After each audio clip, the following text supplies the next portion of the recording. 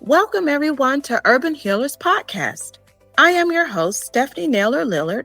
I am one of the mental health therapist associates at Urban Healing Counseling. Urban Healing Counseling and Urban Healers Podcast was founded by our wonderful CEO, Jamillah Sattler, who cultivates an environment where asking for help is our greatest strength. Today, we are welcoming back our phenomenal and fabulous executive director, Jamillah Jackson Kelly. Welcome back. Welcome back. Thank you so much. Yeah, we talked about, self-care for moms, and we have just had such an influx of positive response and reaction, and you are here by popular demand. But for the record, everyone, I did ask Jamillah to come back again so we could explore this, Dear Mama series sort of that we're doing today. Our focus today will be on mom guilt and shame and how to show, compassion and balance in that area. Jamillah, and sort of talking about, all of these things, what is a good place for us to start as we set realistic expectations? How can moms set realistic expectations for themselves while dealing with, mom guilt and shame during this time in their lives? That's an excellent question, Stephanie. So I think it really starts out with, what are you looking to? What is your inspiration? I think there's so many things out in our culture between social media and just regular media on TV and things we read in magazines and see online about what moms are doing. And it can be overwhelming. It really honestly can be overwhelming. We see a lot of mom influencers online that are, showing you like hacks and things to do with their lives. And you see their lives and they look great and perfect, but that's just the highlight reel, right? That's not their whole life. And so, if we take too much of that in, it can be overwhelming for how do I fit all that into my own life? So I would really say to set realistic expectations, you want to start with kind of just the basics. Like, what is it that you need to get done in your day? What are you responsible for? And, what's kind of like the bare minimum you want to get done that you can feel like, okay, I accomplished something today because I did X, Y, or Z. And then you can kind of build from there and look for inspiration elsewhere. Maybe if you want to improve that or make it look better, or, have maybe fun lunch ideas for your kids' lunchbox. Like, you've been feeding them the same old thing. Check, they're getting fed every day, right? But maybe you want to step it up a notch. Then maybe you could seek some inspiration for something like that. But starting out the school year thinking, all right, we got to have dinosaur, peanut butter and jelly shaped sandwiches for lunch and all these, really extravagant ideas, that can be really overwhelming if that's where you're starting from. So I would say just start small and really check in with what's important to you and what's needed for your particular family. Wow, that is excellent advice, Jamillah. You're right. We're so inundated with information that's online that has some really cool, wonderful mom hacks, as you just stated. But what does that mean in terms from our day-to-day real life? And how can we apply or mitigate or create our own types of hacks, as you call it, to sort of help us move forward in our journey? But also while dealing with other real things like mom guilt and shame. The life hacks that you see sometimes, which are entertaining, don't often talk about that. They don't often dive into what is the mom experiencing at that time. And like you just said, what can she or he or they do to sort of reduce the noise, focus on some goals, some realistic expectations, and then sort of check that list off and get a sense of accomplishment about what helps their household. Now, I just thank you so much for that advice. What is the role of self-compassion play in setting realistic expectations? Oh, it's so important. I'm so glad you brought that up. So self-compassion is important because let's say we have a day where we don't get all those things checked off, right? Maybe we got the major ones, but maybe that's the smaller list we didn't get quite complete. Having that self-compassion allows you to kind of reset that evening and go into the next day thinking, okay, well, it's a new day, I can do this. So self-compassion really, it's not holding yourself to the super strict standard, because often we're our own worst critic, right? We're our own harshest critic. And so, kind of this, how would you treat a friend, right? If you were your friend talking to you about what you've been through, what would you say to your friend? What would you say to a family member that you really hold dear? And then think about the things you say to yourself.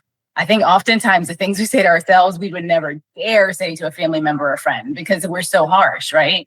And so just really kind of holding yourself in that same space and being like, you know what? My friend would tell me, or I would tell my friend that, I did my best today and that's enough. And that today is a new, tomorrow's a new day. And so I would keep that in mind because it's really not about the destination, it's about the journey.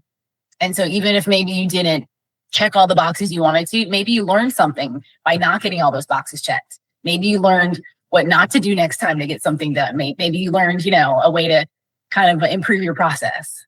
So it's not always about the destination. It's about the journey and what you're learning along the way. That is very good point. Oftentimes, when I think about what you just said, I often think about what is a way I can reward myself as for giving the compassion of, checking the boxes. Even if I didn't get the whole list done, I maybe got 2 things out of the list done. What is the way that I can reward myself for getting those 2 items done? Because that could be a big deal. And then that can form better habits and more efficiencies down the line. What do you think? Absolutely. I love that. And I talk about this with my clients, celebrating those small wins, because small wins, as you rack them up and you get that momentum going, they can snowball into really major accomplishments. So yes, celebrate those small wins. I'm a checklist person. I like to check boxes. So there's gratification just in checking the box. But if I get maybe 2 or 3 boxes, I'm like, hey, I might go treat myself to, an iced coffee or, just something small, but just to say, you know what, you did it. You did something. And that just really builds that momentum and that positive energy for you to keep going.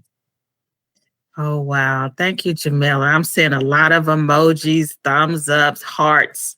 In the chat, everybody's showing you a lot of love just in saying that.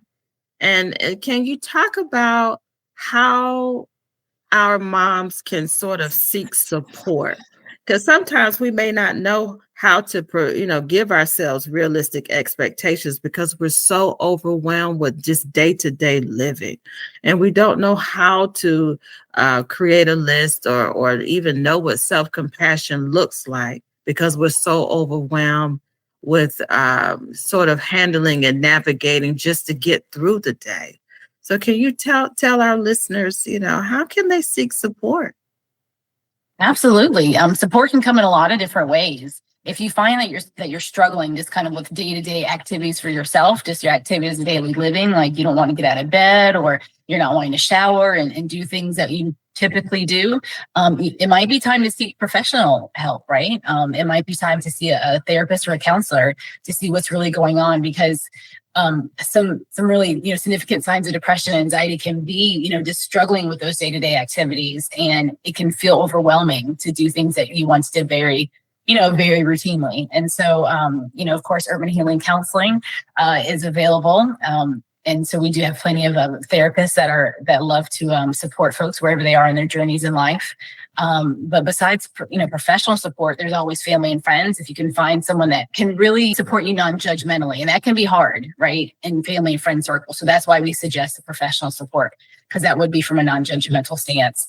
But there's even online resources. There's plenty of communities of moms. I mean, there's Facebook groups. There's all sorts of groups out there, meetups. Eventbrite even has a lot of activities. I know I've talked about Eventbrite before. It's one of my favorites because there's so many things you can find and learn on there. But the biggest thing is just realizing you're not alone. I mean, women, we've been doing this for centuries, right? We are all here because of a woman and because of a mother. And so it looks different now, but some of the struggles are still the same. The balancing of self and care of others.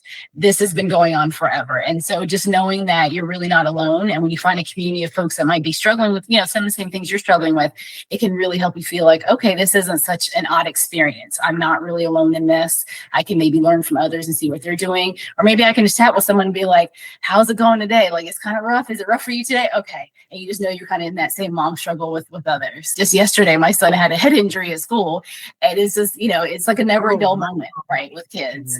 And so, you take one foot and step in front of the other, and you get through it, and you talk with other moms like, oh, I have a story like that too, or my kid did this at school one day. And, it becomes one for the storybooks. But you can't get through this, and you're not alone. And there's a community of moms out there that are going through some of the very similar things you are as well. Oh, I am seeing the chat just, sort of really get high activity.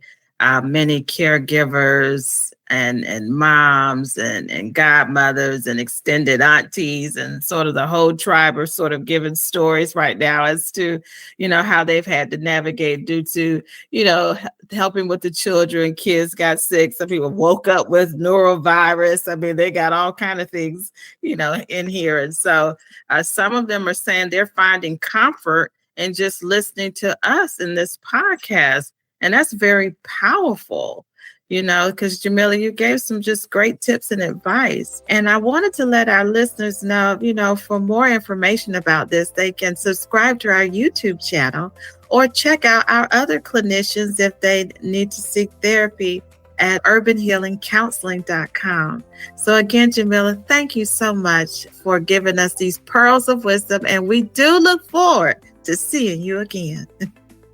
Wonderful. Thank you so much, Stephanie. It's always a pleasure.